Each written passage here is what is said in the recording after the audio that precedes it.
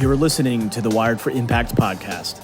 So what you actually realize is that largely there is an entire, people talk about state capture. There is actually, we are already effectively in a new world order system, as they like to call it. I don't think it's new and it's not ordered in our interests, but it is certainly of the world.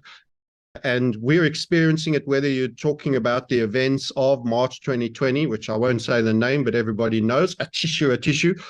And also when you're talking about the bond markets collapsing, they sound like two totally disparate topics. One is a financial system about a debt market, and that leads to gold going up and Bitcoin and everything else, and why the electronic money goes higher than the physical money, why those things could be, right the way to something that was a medical stroke health-based event.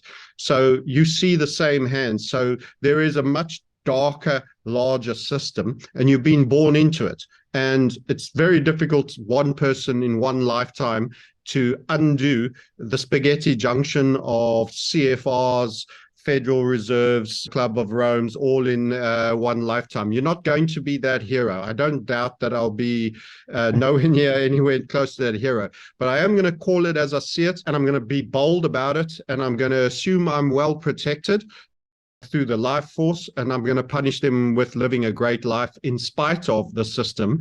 And I'm going to recognize the direction of where they want to take this whole game so that I can position personally to get the best outcome. So if you know certain places are going to be, have a rock fall, you don't position there, and other places might, as a response, go up in value. I'll prefer to position there. So actually, this is game. You have to gamify life. This is literally, I used to play a lot of Space Invaders and all of this when I was a kid. I'm not into the gaming in the modern era. I've got better things to do with the time. But you almost have to say, listen, you're born into this. This is the cards you're given. Now, the only thing you get to control is how you play those cards.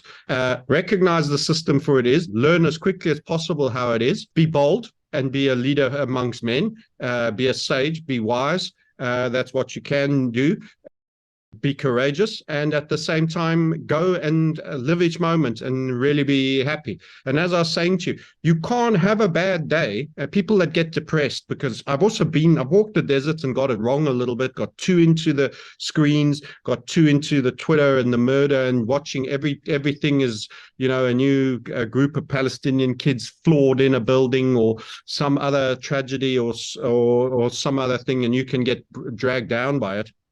You can't have a bad day if you see the sun up, go from night to day in what is pretty much a cold water submersion for us with a mate, and you have those quiet moments with your earplugs in, you're breathing, you're doing a mini pranayama, your feet are on solid bricks, bare feet, you're in cold water, and you're breathing in and you're watching a sun get birthed over the ocean. You just don't have a bad day, and you recognize you're privileged, you're lucky, you should be immensely grateful, and in spite of all the flaws, you're living a great life, and you just explode in energy throughout that day. Thank you for listening to this episode of Wired for Impact. If you're interested in creating and expanding your impact, be sure to visit us online at impactnow.com.